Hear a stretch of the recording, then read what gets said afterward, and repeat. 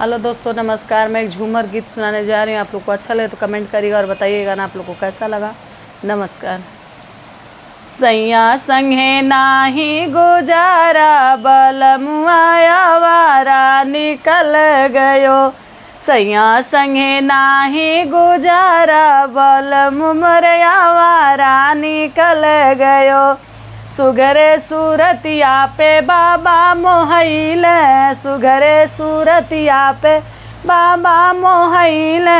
नाही देखे घर औरो घराना, बलमुआ आवारा निकल गयो। नाही देखे घरे घराना, बलमुआ आवारा निकल गयो।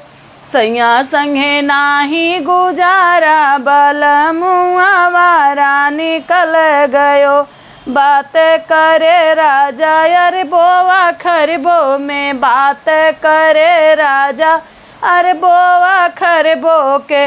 कौड़ी का नाही ठिकाना, बलमुआ आवारा निकल गयो। कौड़ी का नाही ठिकाना, बलमुआ आवारा निकल गयो।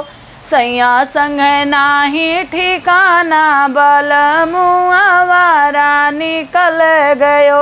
अपना के समझ डिप्टियो औरो कमिश्नर, अपना के समझ सिप्टी कमिश्नर। बिना पढ़े लिखे भैला सयाना, बलमुआ आवारा निकल गयो।